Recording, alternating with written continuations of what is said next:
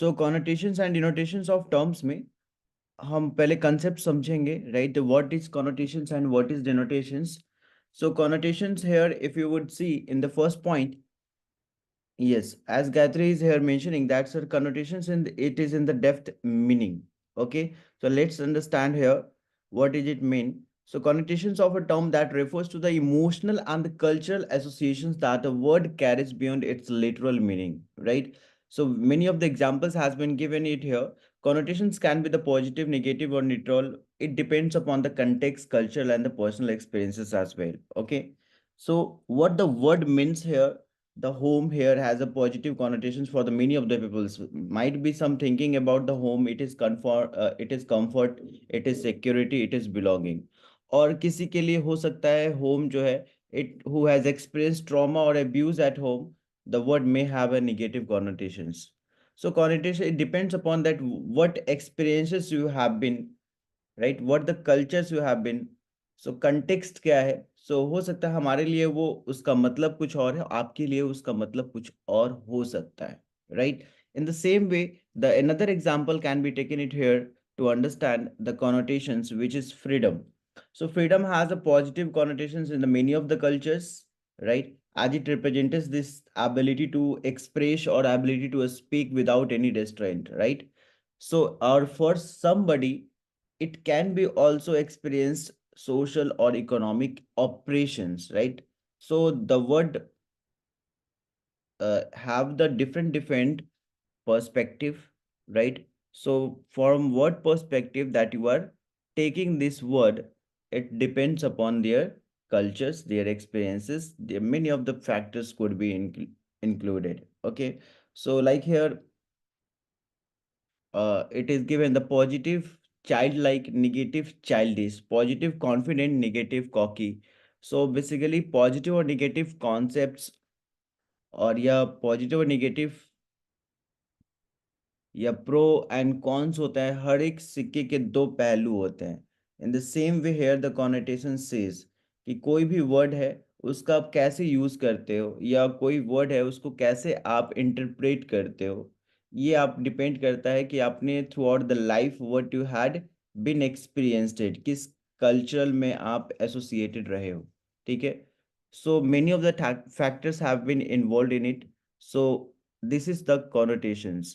डिनोटेशंस क्या होता है? Denotations it is directly it is about the dictionary definitions without any emotional or cultural associations. Okay, it is the most basic and objective meaning of a word and is often the starting point for understanding its connotations. So denotations की direct इसे आप समझिए, it is a literal meaning or it is a dictionary definitions. Denotation of the word dog is domesticated mammal with the four legs or tail. तो आप जो dictionary में आप जिस किसी वर्ड की मीनिंग जो आप देखते हो, वो डिनोटेशंस होता है, because that is describing not in detail, it's a brief description that what it is mean. Direct, it is about that no any emotions, no any cultural experiences, no anything is associated with it. It's just uh it just about the what is it basically. As here three example has been given it about that what is triangle, what is book, and what is dog. Book is defined it here. It is a written or printed work consisting of the pages glued or sewn together and bound in covers. There is no emotion in it. There is no cultural impact on it. So denotation of the word again here triangle, which is a closed figure, a two-dimensional figure with three sides and three angles. So this is directly defining it here. So there is, so always remember when you are defining connotations and denotations, जब दोनों में differentiate आप कर रहे हो, तो इसका मतलब है कि connotations एक में emotions है और denotations में emotion नहीं है, ठीक है? See, the word homework refers to the school work done outside of the school. That's its denotations. For many of the people, it has a negative connotations. तो बस इतना ही ध्यान में रखना है आपको. Connotations, it is about the emotions in it. That may be the pro and cons, किसी के लिए कुछ और मतलब हो सकता है, किसी के कुछ और मतलब हो सकता है, बट डेनोटेशंस में सिर्फ एक लिटरल मीनिंग होती है। Okay, getting clear everyone? जल्दी से बताएंगे क्लियर है?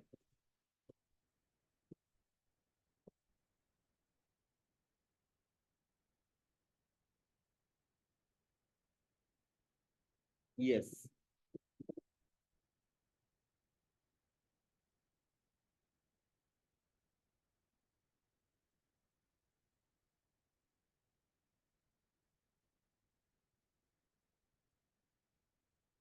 ओके,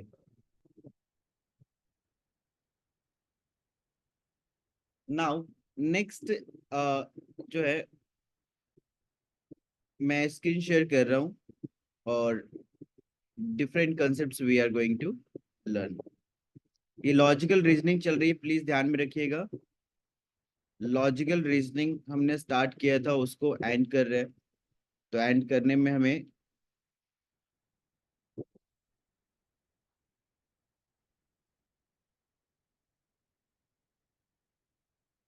चलिए अब देखिएगा यहाँ पे, लॉजिकल रीजनिंग के अंदर Venn diagram simple and multiple use of establishing the validity of arguments. ठीक है, प्लीज अपना सिलेबस जो है पास में रखेंगे। सिलेबस इज वेरी इंपॉर्टेंट, क्योंकि तभी जाकर आप देख सकते हैं कि क्या चीजें हुई है और क्या चीजें नहीं हुई है। It's very very important to keep your syllabus in front of it. Okay, now Venn diagrams, बाकी के जो पीछे की क्लासेस किसी की छूट गई है लॉजिकल रीजनिंग में, तो प्लीज जो है रिकॉर्डेड लेक्चर में देख सकते हैं। It is available in the document sections. ठीक है, now Venn diagram. So Venn diagrams are powerful tool in the logic and can be used to visually represent the relationship between the terms and to test the validity of arguments. So you can say, अगर आपने पढ़ा होगा class 8 9 10 में, इस तरीके से subset and C, a circle है, एक बी सर्कल है। ठीक है, आप देखिए जो पार्ट है इसको सेट ए किस तरीके से है, फिर जो है आपका यहाँ पे एक दूसरा सर्कल और फिर एक बी सर्कल से, और इसमें जो है पार्ट किस तरीके से एसोसिएटेड है। So now it is complement, you might have been studied about this, the Venn diagram, कि कितना पार्ट सेक्शंस कितना कवर है। So Venn diagram is an illustration that uses circles to show the relationship among the things and finite group of things. Yes, sir. In it is in the mathematics. Yes, basically Venn diagram को हम mathematics से concept से जोड़ते हैं, लेकिन ये logical reasoning का भी पार्ट है। ठीक है, because it's a tool which is being used in the logic, जो आप इससे भी एनालिसिस करके बताते हो कि कितना पार्ट किस चीज से एसोसिएटेड है, right? How much A is associated with B, that also a logic of logical things. और विजुअली रिप्रेजेंटेशन होता है एक रिलेशनशिप का, कि एक टर्म दूसरे टर्म से कितना रिलेशन है। ठीक है, so you test the validity of the your arguments, that how much it is associated and how much it is in relationship between the two terms. So it's just an illustrations which is being represented by a circles to show the relationships. Okay, so circles that overlap with commonality, while circles that do not overlap do not share those traits. इसमें overlapping के ऊपर सारा चीजें हैं, कितना एक circle दूसरे circle को ओवरलैप कर रहा है, कितना एक सर्कल दूसरे सर्कल से ज्वाइंटली एसोसिएटेड है, राइट? कितना परसेंटेज पोर्शन जो है एक सर्कल का दूसरे सर्कल से एसोसिएटेड है या कॉमन है। ठीक है, so this is what it is showing the traits between these two circles. So always remember, dear aspirants, कि Venn diagram, it helps to visually represent the similarities and differences between the two concepts. Okay, so as you can see, the different four figures have been here given. जो दो circle में आप देखेंगे कई सारे different different traits है, different different perspectives है। ठीक है, सो फिगर 1 देखिए, figure 1, figure 2, figure 3, figure 4, figure 5 and figure 6, right? आपको different different circle, different different relations या डिफरेंट डिफरेंट एसोसिएशंस दिख जाएगा। ठीक है। So this is what it's about the Venn diagram. ठीक है, इस वेन डायग्राम के ऊपर कई सारे क्वेश्चंस पहले पूछे जाते थे, अब हालांकि बहुत कम कर दिए गए हैं वेन डायग्राम के ऊपर। ठीक है, ज्यादा क्वेश्चंस नहीं आते, बट एक टाइम था जो वेन डायग्राम से बहुत सारे क्वेश्चंस आते थे। ठीक है, सो बेसिकली इतना ध्यान रखना है कि this is the person associated, how much it is associated. ये देखिए person, so now it is B, ये हमारा ए सर्कल, बी सर्कल जो है पोर्शंस कितना ब्लू है, इसमें कोई भी दैट जो पर्सन्स कवर नहीं है, एसोसिएटेड, नो रिलेशंस। यहाँ पर देखिए that it is the B is the proper subset of A because B is inside the circle of A. Okay, so again here the portions how much it is A and B is associated, and it is the complete overlapping sets. Okay, so different Venn diagrams ways are there to show the relationship, to show the similarities and differences between the two terms or the concepts. Getting clear everyone?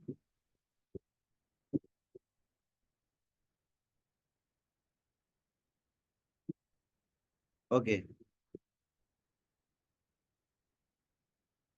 now see, when diagram से जो questions होते हैं और किस तरीके से होते हैं, यहाँ पे मैं आप देखेंगे, I have taken some screenshots to show you. ठीक है, सो ये आप, all dogs are mammal, some dogs are not cats and therefore some dogs are not cats. ठीक है, हमने मिडिल टर्म वगैरह हमने देखा था कि इसमें मिडिल टर्म क्या है और मेजर टर्म क्या है, माइनर टर्म क्या है। फिर फिगर्स हमने देखा, फिगर 1, फिगर 2, फिगर 3, फिगर 4। फिर हमने मूड्स एंड फिगर की बात करी, स्क्वायर ऑफ प्रोपोजिशंस की बात किया, है ना। उसी उसी आर्गुमेंट को किस तरीके से रिप्रेजेंट करते हैं वेन डायग्राम से। So how Venn diagrams is being used to show the relationship between the concepts and traits, that is the, in this way it is shown. Okay, चलिए आगे भी हम कई सारे सवाल देखेंगे, you will see. So two main points of the main diagrams, it is here that a simple Venn diagram is a diagram that usually only two circles to represent the relationship between those two sets of terms that we had discussed, right? Which is labeled with the two circles A and circles B. ठीक है, or not only the two circles, it can be the more than two circles even, right? It's just a given example here that two circles that representing the relationships. It may be the more than two circles which is being compared the areas of overlapping की कितना areas जो है circle का overlap हो रहा है दूसरे के ऊपर। ठीक है, so now the second point in it which is talking about the validating of the argument. आप आर्गुमेंट को कैसे वैलिडेट करोगे इन सर्कल से। सो आप सर्कल को जब भी ओवरलैप होता है, कितना परसेंटेज एरिया जो है उस सर्कल्स को कवर कर रहा है। लाइक हियर फॉर एग्जांपल, अगर यहाँ पे देखेंगे कभी कभी क्वेश्चन इस तरीके से भी पूछा जाता है कि मान लीजिए ये बुक है, ये कंप्लीट बुक है। If it is say that the entire book, अगर बोला जाता है entire book is red by the Amit, ठीक है, या कोई पर्सन के द्वारा पूरा बुक को पढ़ लिया गया, तो दिस इज व्हाट द पूरा बुक है, this is the entire book. अगर ये बोला जाता है कि एक बुक का 56% जो है बेसिकली कवर किया गया है, तो 56% क्या होगा, this is what the 56%, it means that half of the sections of the book has been covered. ये जो है पोर्शन जो है वो कवर हो गया है, right. So what the meaning of the argument, it is accordingly you have to overlap the circles. आप क्वेश्चन को ध्यान से पढ़ना है और फिर उसे ओवरलैप करना है कि कितना परसेंटेज ओवरलैप सर्कल्स होगा। ठीक है,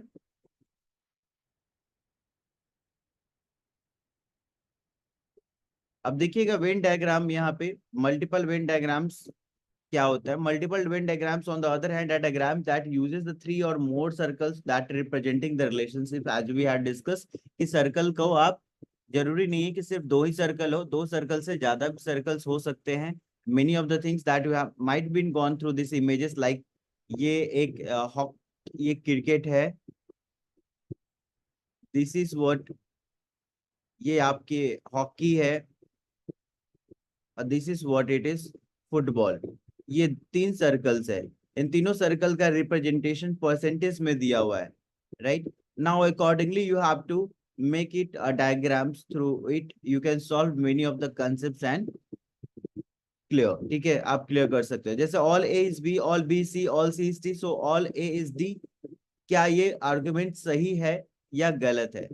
सो इस तरीके की जैसे चीजें हैं, जैसे लाइक मान लीजिए ए है, अब दिस इज द सर्कल, अब नाउ इस सर्कल को entire A is B, all A is B, here it is written, so it is what, ये ऑल ए जो है वो क्या है, बी है, right.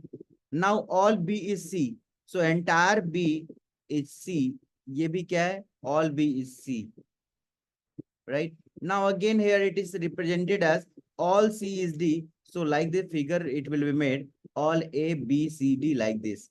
So this is the figure that being represented. So now the question is saying that in the conclusions that it is true or false, all A is D. क्या पूरा A जो है it is complete A, all A is D, क्या पूरा A D हो सकता है? Therefore all A is D. So basically इस तरीके के कॉन्सेप्ट्स को वेन डायग्राम से रिप्रेजेंट किया जाता है, रिलेशनशिप को शो किया जाता है, ठीक है। अभी बस एक कंसेप्ट, एक थ्योरेटिकल कंसेप्ट समझ लीजिए, that will be helping you to solve the many of the questions. At the end of the unit we will solve the many questions, okay. So this is the things about the Venn diagrams. We will go through the questions, okay. So before it, just let's finish the concepts first, ठीक है।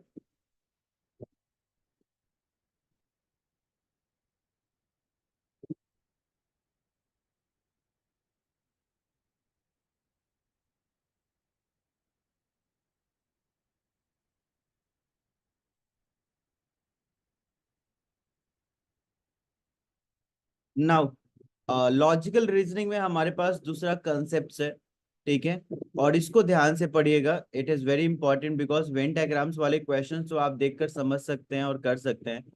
ये वाली जो concept है, the structure and the kinds of anumana and vyapti and हेताबतास।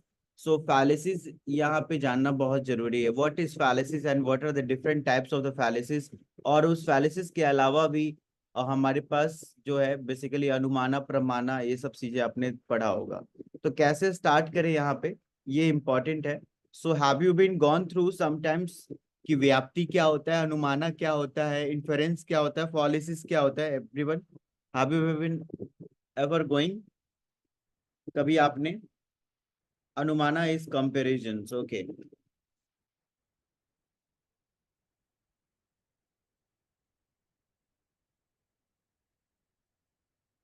हाँ जी बताइए। Everyone, Gayatri saying about that sir, anumana is comparison, what about the others, how much you know about this topic, इस टॉपिक्स को लेकर कितनी क्लैरिटी है?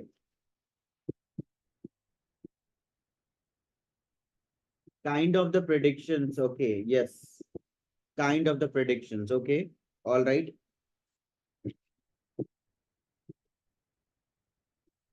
Perceptions, okay, no ideas, perceptions, inference and all, चलिए कोई बात नहीं।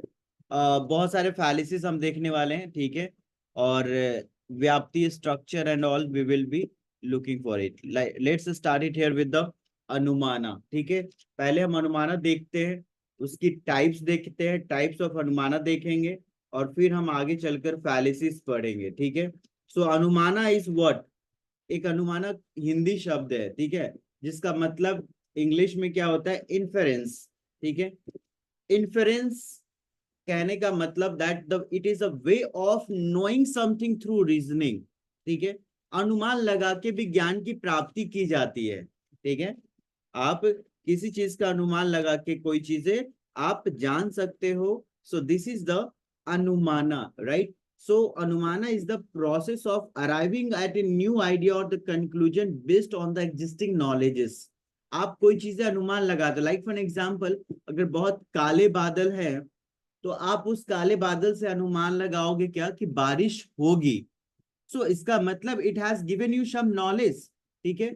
आप आंखें बंद करके अनुमान लगा लेते हो कि ये हमारा दोस्त है, it has given you some knowledge. आपको आंखें बंद करके आप पता कर लेते हो कि ये चेयर है, ये टेबल है, ये कंप्यूटर है, ये लैपटॉप है। How it comes to know about it?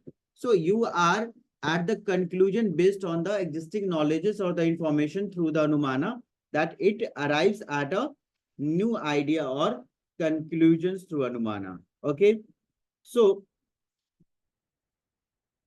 अब इस अनुमाना में कुछ स्ट्रक्चर है इन्फेरेंस का, जिससे बेसिकली तीन पार्ट्स है इसके, एक साध्य, हेतु और उदाहरणा।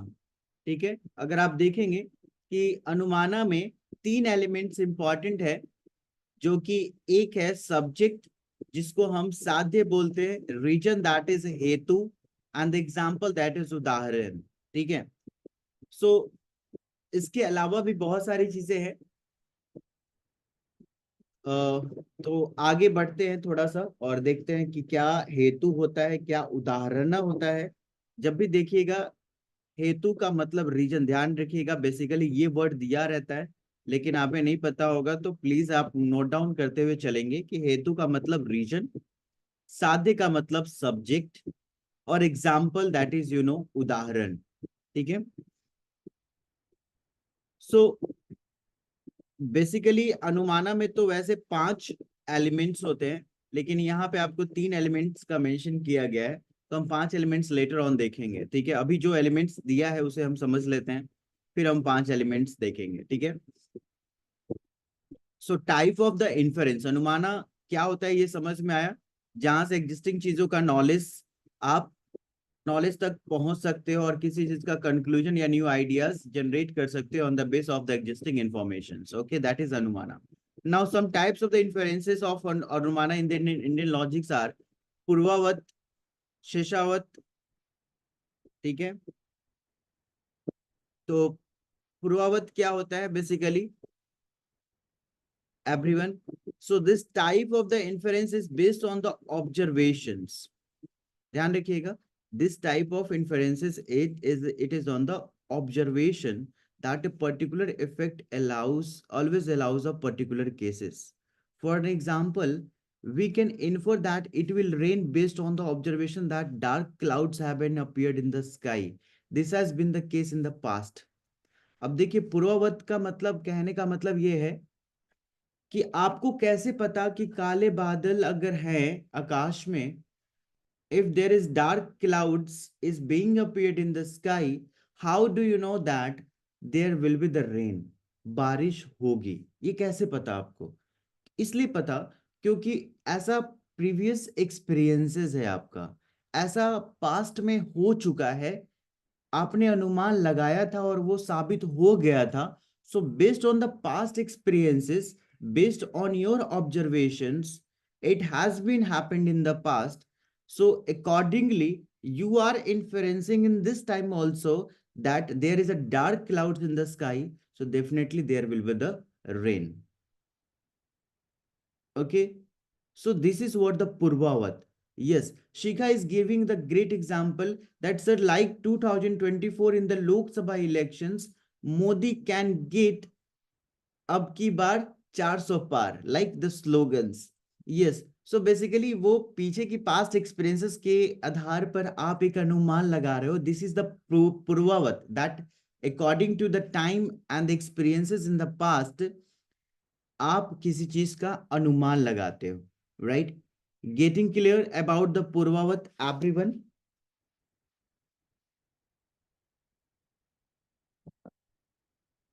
जल्दी से बताएंगे, सभी लोगों को क्लियर है पूर्वावत? It is clear?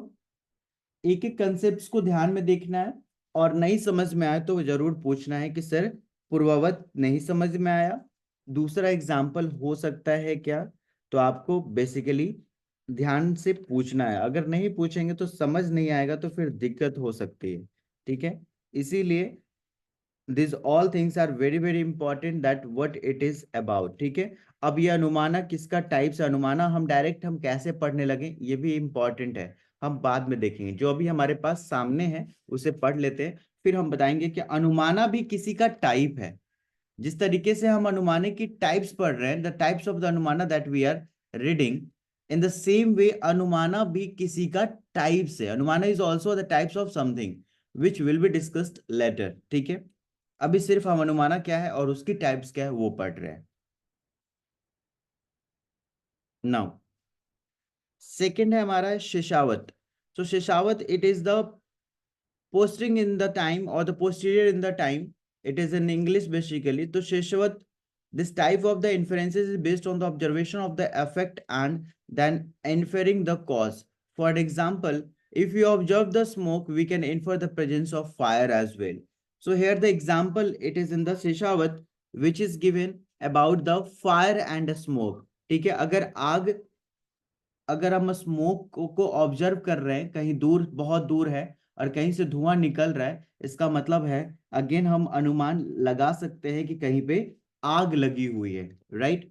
So this is what the sheshavat. शेषावत और शाश्वत इसको बोलते हैं। Basically it is inferenced based on the eliminations. ये इलिमिनेशन के ऊपर बेस होता है। ठीक है, कि sheshavat it is about the inference based on eliminations. ध्यान रखिएगा। So it is very very important, you have to know it about that what it is purvavat, what is sheshavat. ठीक है, getting clear everyone?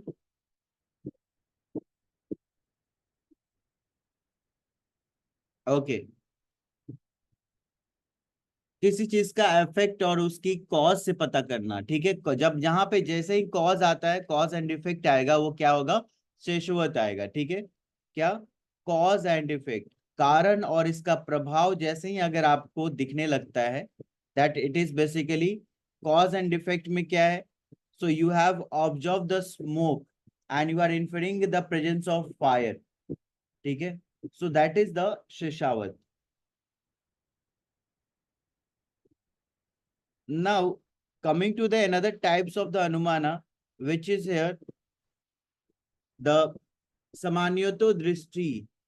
So Samanyato Drishti क्या है यहाँ पे? It's a universal. ठीक है, so this inference is based on the universal relationship or the law, right? For an example, we can infer that all men are mortal because the law of the nature dictates that all living being must die. सबको एक दिन मरना है। ठीक है, so basically इस तरीके का अनुमाना जो है बेसिकली यूनिवर्सल्स होता है, जो एप्लीकेबल सभी के लिए होता है। ठीक है, जैसा कि यहाँ पे एक एग्जांपल में मेंशन किया गया है कि all man are mortal, right, because ये नेचर का लॉ है और which dictates that all living beings must die, right? So this kind of things where you are representing universally which is true, that is about the दृष्टि। सामान्यतो दृष्टि, सामान्यतो दृष्टि होता है हमारा यूनिवर्सल, जिसको हम कहते हैं, ठीक है, सामान्य अंत्योदयता भी बोलते हैं, जिसको इन्फ्रेंसेस बेस्ड ऑन एनालॉजी भी बोलते हैं। ठीक है, सो बेसिकली हम 5 टाइप्स होता है, उसको हम अभी देख लेते हैं कि क्या क्या टाइप्स होता है अनुमाना का। ठीक है, सो ध्यान दीजिएगा, इट्स वेरी वेरी इंपॉर्टेंट। अनुमाना का टाइप समझने से पहले हम अनुमाना की एलिमेंट्स पढ़ते हैं। ठीक है, सो बेसिकली ये इंट्रोडक्शन कि अनुमाना का कुछ टाइप्स आपने देखा यहाँ पे। सो अनुमाना तो आपको समझ में आ गया कि it's a inference. Okay, now अनुमाना में पहला जो इंपॉर्टेंट है दैट इज प्रतिज्ञा। प्रतिज्ञा होता है आपका प्रोपोजिशंस। नंबर 2, इट इज हेतु। हेतु क्या है? It's a reason. Number 3, it's a उदाहरण। उदाहरण क्या होता है? एग्जाम्पल। नंबर 4, इट इज उपान्य या उपान्य। उपान्य होता है आपका that is an application which is universal to its application. ठीक है, सो आप इसे एन एप्लीकेशन बोल सकते हो, an application. Will give you the example to understand. ठीक है, नंबर 5, इट इज निगमा। निगमा is the conclusion. Please note it, it's important. These all are the elements of अनुमाना. ये अनुमाना का क्या है, सारे एलिमेंट्स हैं. तो ध्यान रखिएगा, मैं एग्जाम्पल भी मेंशन यहाँ पे कर रहा हूँ. ठीक है.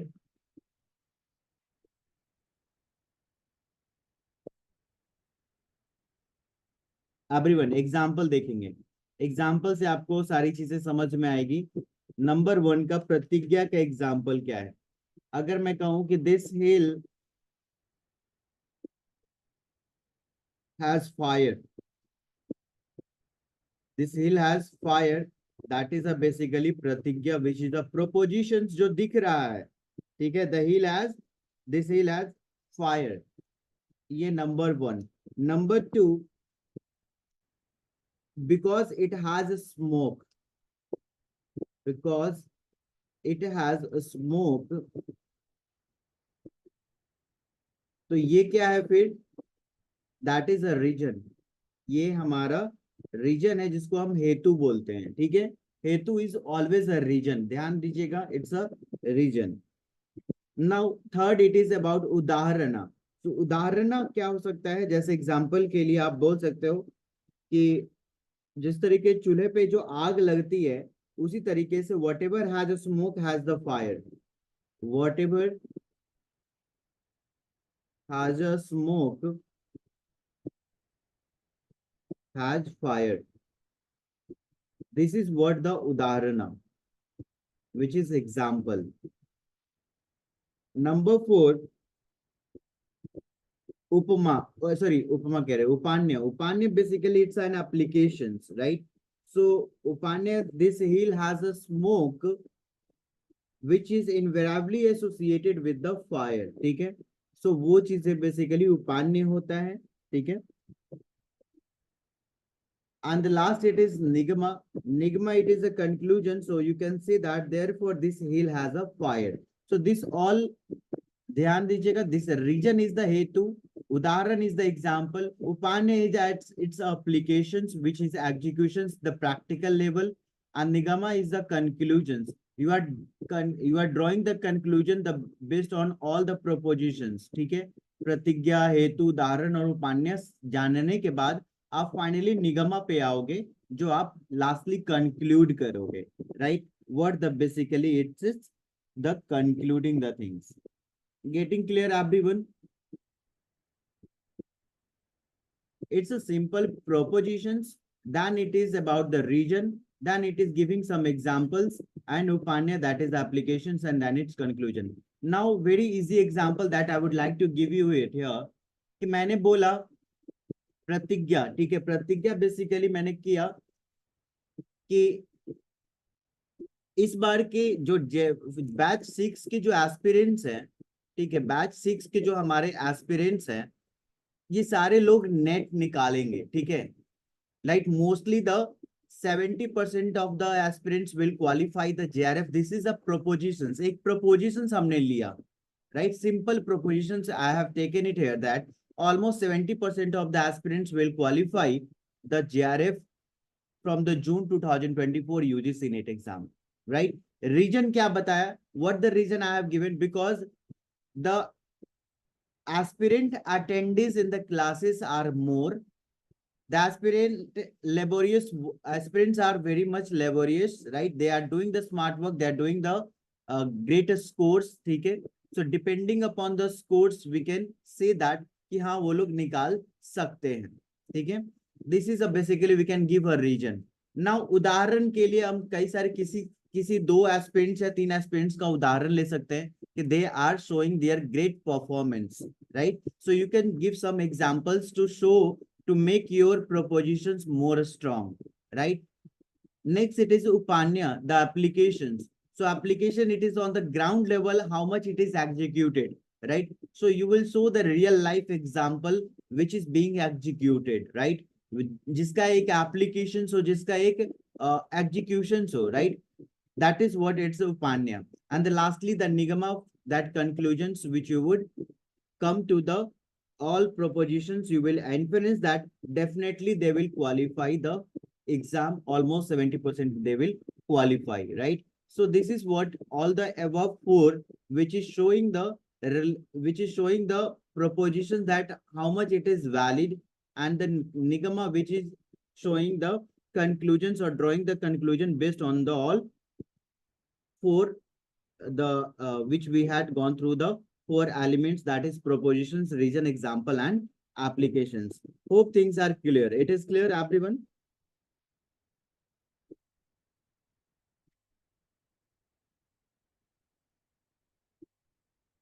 चलिए, okay.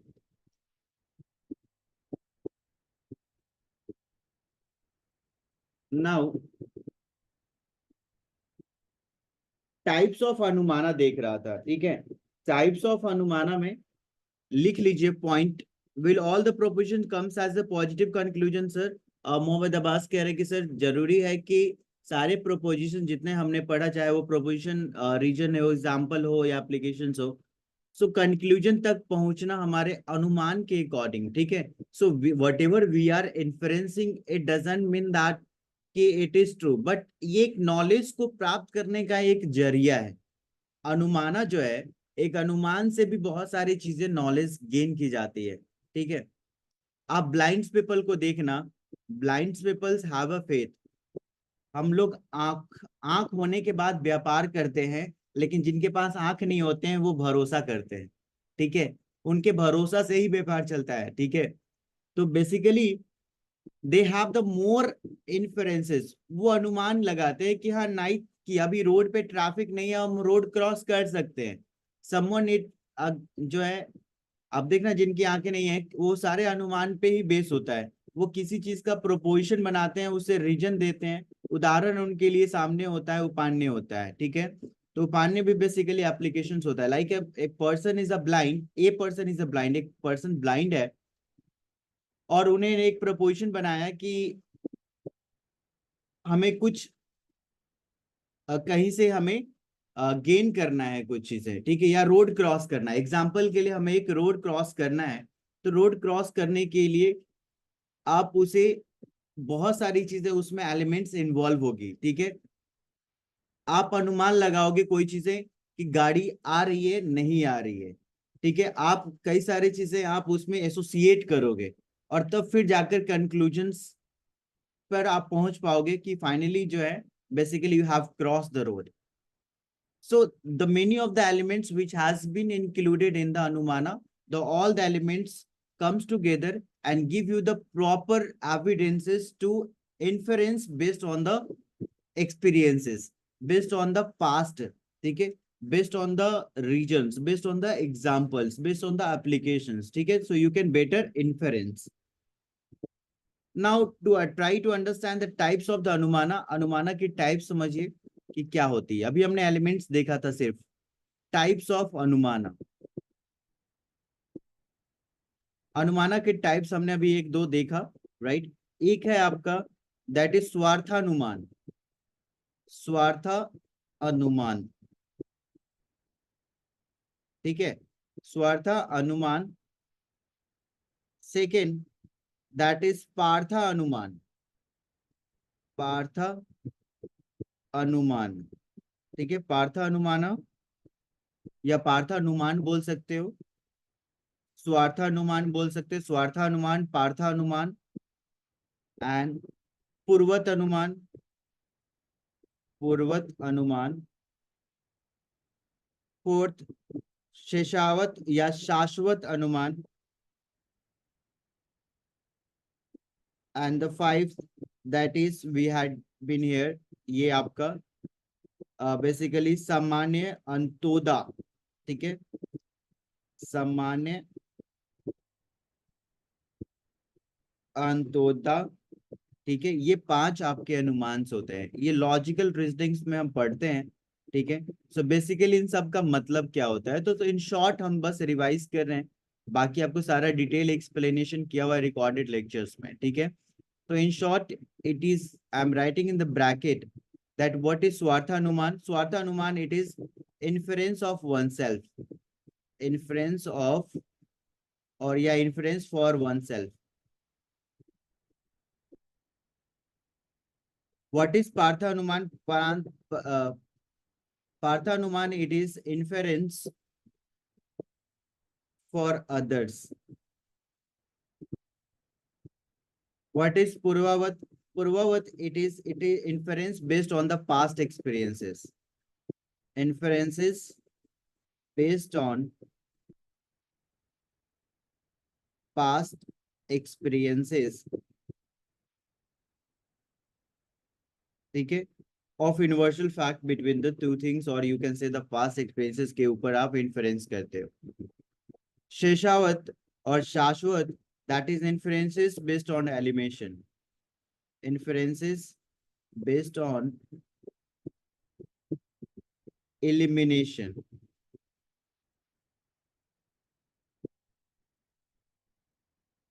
सामान्य अंतोदता, ये है inferences by means of analogy. Analogy मतलब comparison. ठीक है,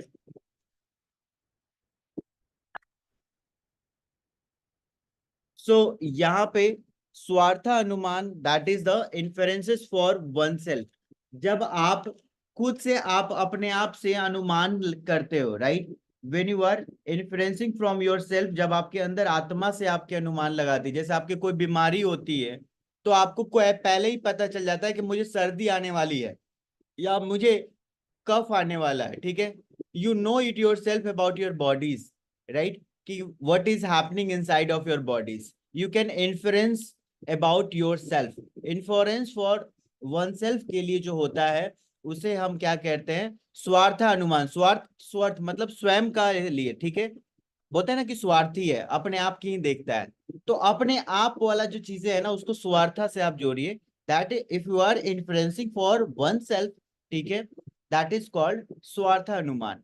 पार्थ अनुमान, it is influences for the others. ठीक है, जब आप दूसरे के बारे में आप अनुमान लगाते हो. ठीक है, पूर्वावत, that is inferences based on the eliminations. Yes, sorry, पूर्वावत, that is inferences based on the past experiences.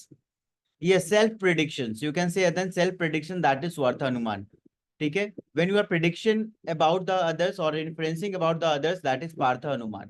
When you are inferencing based on the past experiences, ठीक है, कोई past experiences आपकी अच्छी रही है या अच्छी नहीं रही है, उसके बेसिस पे आप inferences लगाते हो. ठीक है, like for an example, कि ऐसे एक्सपीरियंस कि लास्ट टाइम हमारा एक नंबर से रह गया था एग्जाम.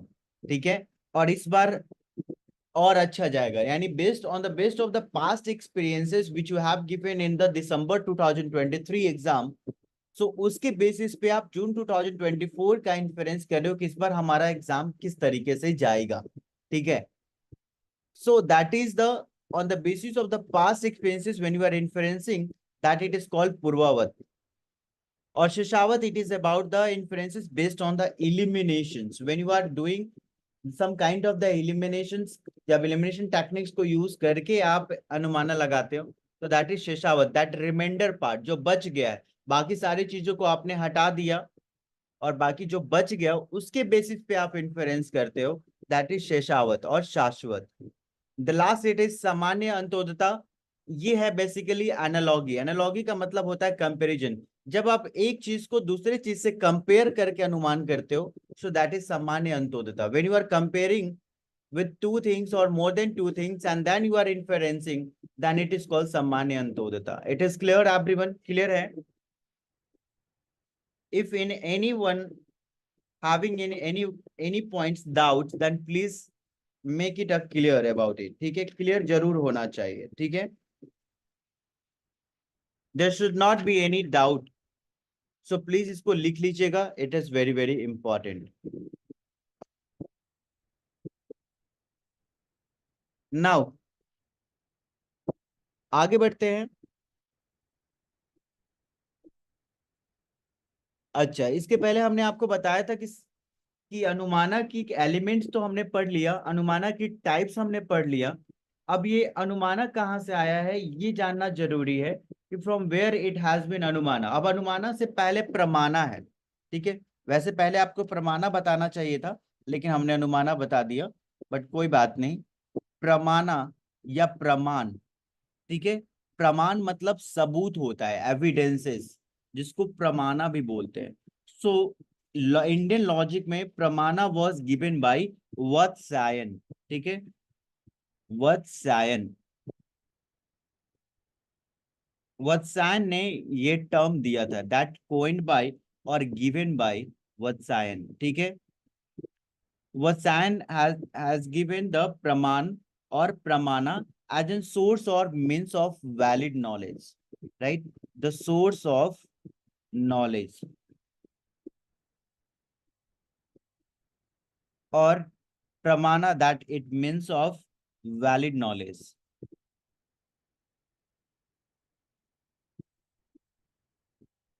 ठीक है? So there are the lot of the factors which is involved in the pramana. So pramana जानने से पहले वेदास फिलोसफी में, ठीक है, Sikha is saying that, sir, we can see that result as well as yes, yes, exactly. प्रमाण को आप result को आप प्रमाण कह सकते हो, it's the true, right, very good example. That is basically a kind of evidence जो आपको अनुमान के ऊपर नहीं है, वो एविडेंस है। Very good. So that is the प्रमाणा। सो वेदास फिलोसफी में प्रमाणा जो है वो कितने प्रमाणा से, how many pramanas are there, can anybody will tell कितने प्रमाणा हम पढ़ते हैं? How many pramanas are there? Pramanas are 6 in the numbers, right? It has total 6, 6 प्रमानस होते हैं, ठीक है, ध्यान दीजिएगा, इट्स वेरी वेरी इंपॉर्टेंट। हम 6 प्रमानस पढ़ने वाले हैं, types of the pramanas it is, ठीक है।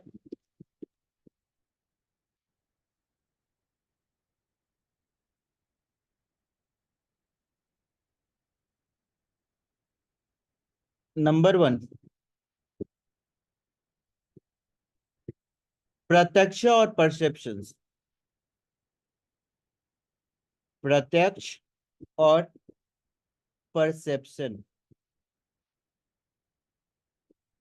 ध्यान दीजिएगा। प्रत्यक्ष क्या है? कहते हैं ना कि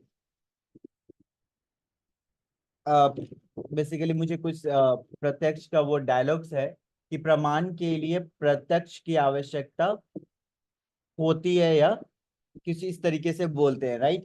सो pratyaksha means that knowledge gained through the perceptions which takes place with the help of sensory organs। जो सामने दिखता है वही चीजें दिखता है, राइट। सो प्रत्यक्षा जो है बेसिकली, प्रत्यक्ष कहने का मतलब जो नॉलेज आपको जो देख कर मिल रहा है, जो एक परसेप्शन से मिल रहा है, जो आपके सेंसरी ऑर्गन्स के थ्रू मिल रहा है, जो कानों से सुनकर मिल रहा है, जो आंखों से देख कर मिल रहा है, जो किसी चीज को स्वाद करके मिल रहा है, जो हमारी जितनी सेंस ऑर्गन्स है। कितने सेंस ऑर्गन्स है जी? How many sense organs that we have a human? 5 sense organs है। कौन कौन सा है? आई, नोज, टंग, स्किन और ईयर, ठीक है। सो ये हमारे 5 सेंस ऑर्गन है, जिसको हम देखकर नॉलेज, किसी चीज का नॉलेज प्राप्त होता है।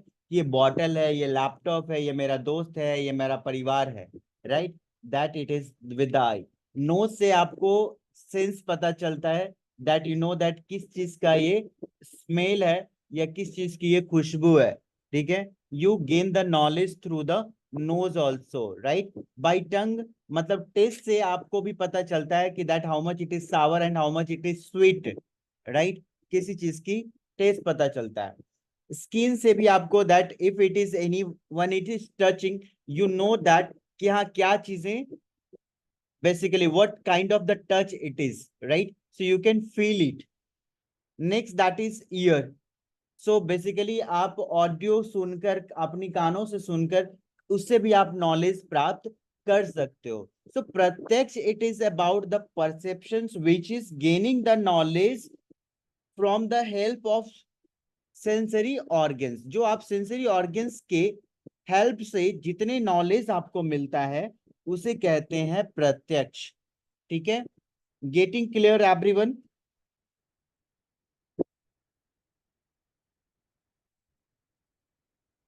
Very good.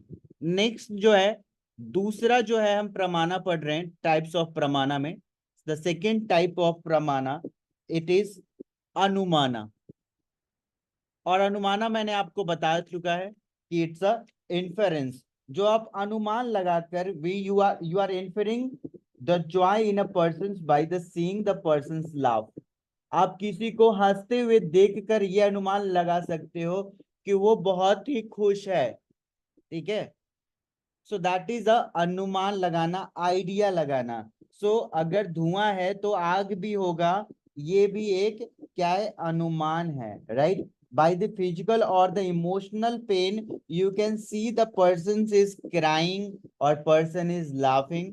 किसी को रोते हुए देखकर भी उसकी जो है कहानी सुन सकते हो, अनुमान लगा सकते हो कि बंदा बहुत दुख है, या जो सामने वाला इंसान है वो बहुत ही खुश है। ठीक है, तो इस तरीके से आप अनुमान लगा सकते हो। It's a inference. ये क्या है, इन्फेरेंस। सो अनुमाना को लेकर हम कई सारे डिस्कस कर चुके हैं। Is it clear to everyone? Please से अगर फीडबैक आएगा तभी समझ में आएगा कि हाँ आपको समझ में आ रही है सारी चीजें, राइट। ओके, नेक्स्ट जो है, इट इज अबाउट उपमाना या उपमान। उपमान्य बोलते हैं, उपमाना या उपमान्य। उपमान्य बेसिकली होता है, it is life can be like riding a roller coasters, right? There is an up and down. ठीक है, just wait. There is an up and down. कुछ हमारे लाइफ में अप एंड डाउन्स होते हैं। ठीक है, so basically you can say that उपमाना is the relation of something which is previously unknown by the virtue of its similarity to the something that is known. So we can take an example to understand that the उपमाना, so उपमाना एक प्रमाणा का type है जो हम तीसरी type पढ़ रहे हैं, जिसको बताता है कि knowledge is can be imparted by the means of analogy. Means आप कंपैरिजन करके आप किसी चीज की नॉलेज प्राप्त कर सकते हो। और उपमाना is not the essential criteria for basing the arguments based on the inference. So it is something different from the perceptions and the inferences. It is based on a comparisons. ठीक है, ये comparison के ऊपर base होता है। Basically इसका अगर आप इस वर्ड को आप तोड़ोगे तो एक होता है उपा, ठीक है, और दूसरा होता है मान्य और माना। उपा और माना, उपा और माना का मतलब क्या है? उपा का मतलब है singularity. It is talking about singularity. And mana which is talking about cognitions.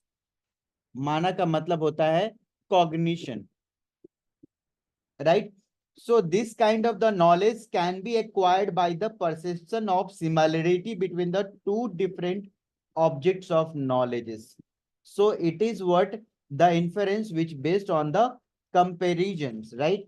Which you had to know it. It's very, very important कि क्या होता है उपमाना। उपमाना is like the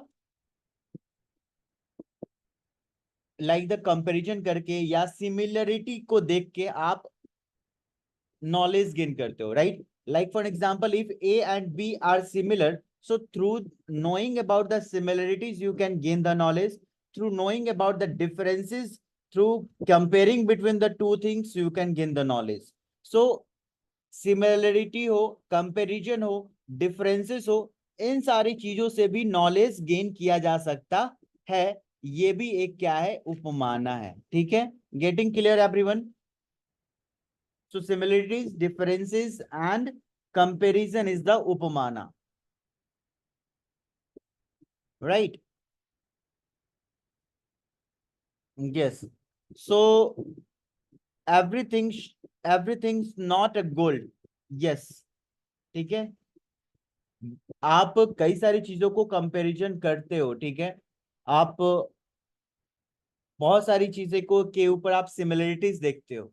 ठीक है, तो सिमिलरिटी से या किसी की डिफरेंशिएट करने से या फिर आप कंपैरिजन करने से जो नॉलेज गेन होता है उसे उपमाना कहते हैं। That's a simple. Okay, getting clear everyone?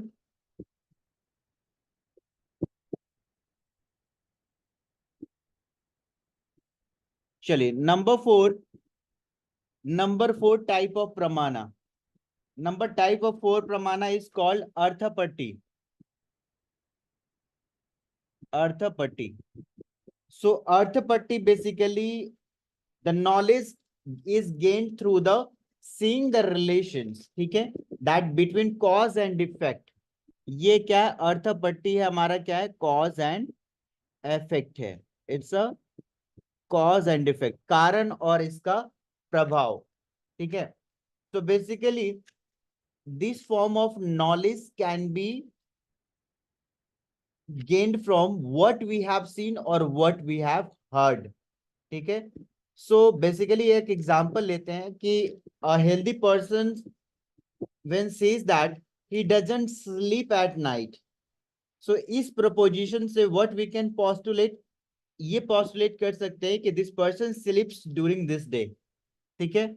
मतलब अगर कोई इंसान रात को नहीं सोता है तो हम क्या कह सकते हैं? इसका अर्थ क्या हो सकता है कि उसका मतलब है कोई वो दिन में सोता है ना. तो that is basically when you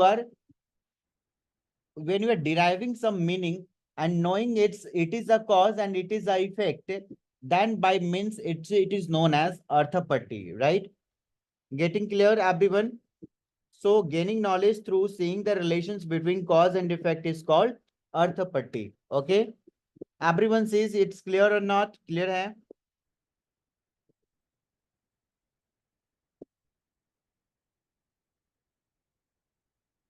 चलिए last here the last point, that is the last type, it is about अनुपलब्धि.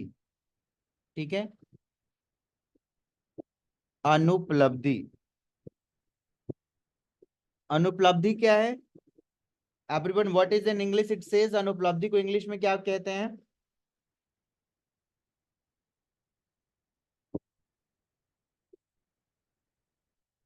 उपलब्धि होता है प्रेजेंस, अनुपलब्धि होता है अब्सेंस. ठीक है. अनुपलब्धि नहीं होता, अनुपलब्धि अब्सेंस होता है.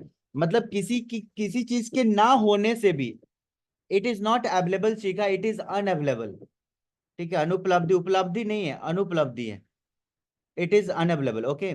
सो अनुपलब्धि इज द एब्सेंस. किसी चीज के ना होने से भी एहसास होता है. ठीक है. उससे भी नॉलेज प्राप्त होता है. ठीक है. मान लीजिए कोई एक ग्लास है, उसमें पानी नहीं है. अगर पानी नहीं है, if there is no water in the glass, what it will be the what you will perceive that कि there is no student in the class. मतलब या फिर अगर पानी नहीं है ग्लास में, इसका मतलब यह है कि सभी लोग को ऑल इट इज फिल्ड, सबको प्यास बुझ चुकी है. ठीक है. मतलब खाली ग्लास अगर खाली है तो इसका मतलब उसे भी नॉलेज प्राप्त होता है. Like for example when you go back from your office, जब आप अपने ऑफिस से लौट कर घर जाते हो, ठीक है, तो आपके घर वाले अगर घर में नहीं है तो आप ये अनुमान लगाते हो कि सब लोग मार्केट गए होंगे या कहीं घूमने गए होंगे. ठीक है. So absence also give you some knowledge. किसी चीज का अनुपस्थिति भी आपको नॉलेज देता है. ठीक है. आपने कहीं कुछ और रखा था, वो चीजें आपको ना मिले तो उससे भी पता चलता है कि ये जो है बेसिकली ये क्या चीजें आपको बता रहा है. राइट.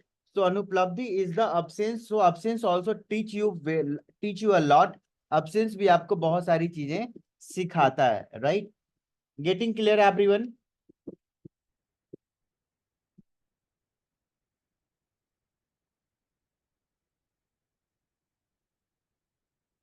ओके,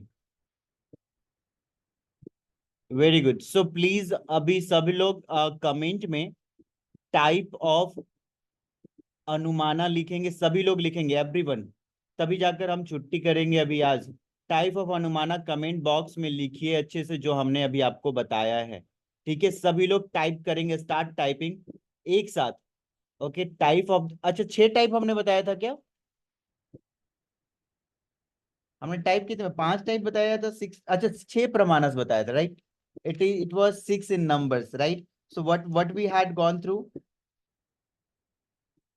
एक अनुपलब्धि देखा, प्रमाणा देखा, ठीक, प्रमाणा का प्रत्यक्ष देखा, प्रत्यक्ष के बाद हमने अनुमाना देखा, अनुमाना के बाद हमने उपमान्य देखा, फिर अर्थपट्टी देखा, फिर अनुपलब्धि देखा, राइट।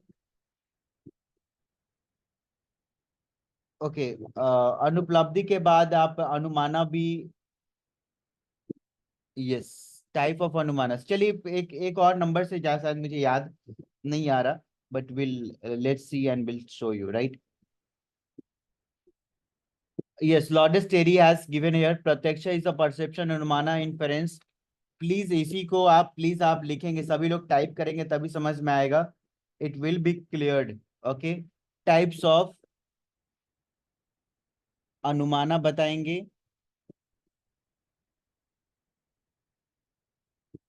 टाइप्स ऑफ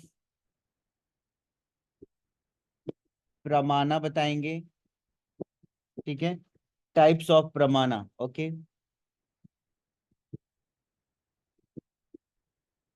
और हमने एक और चीज पढ़ा जो कि एलिमेंट्स ऑफ अनुमाना, ठीक है, elements of अनुमाना. Everyone,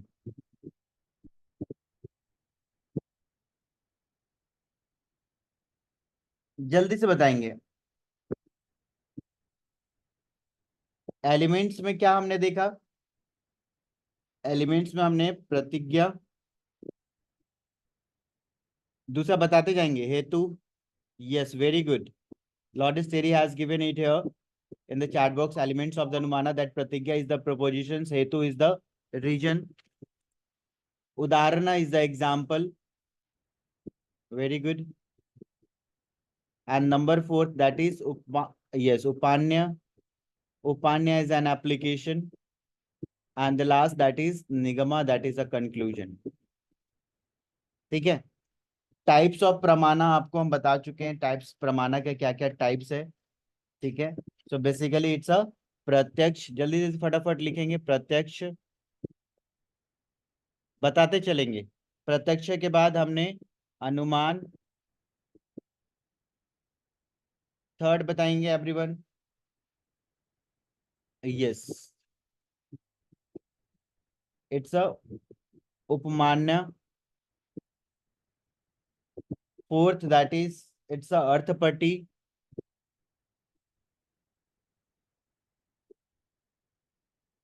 fifth, that is अनुपलब्धि. Yes, very good. अब इधर आते हैं टाइप्स ऑफ अनुमाना में. एवरीवन, टाइप्स ऑफ अनुमाना बताएंगे, जल्दी से फटाफट समराइज करेंगे. स्वार्थ अनुमान, राइट, स्वार्थ अनुमाना. यस. सेकंड, पार्थ अनुमाना. यस. थर्ड बताएंगे पूर्वावत अनुमान या पूर्वत अनुमान. यस. फोर्थ बताएंगे शाश्वत, रिमाइंडर, एलिमिनेशन वाला, inference based on elimination, that is called शाश्वत और शेषावत. ठीक है. नंबर 5, सामान्य अंतोदता. Okay, yes.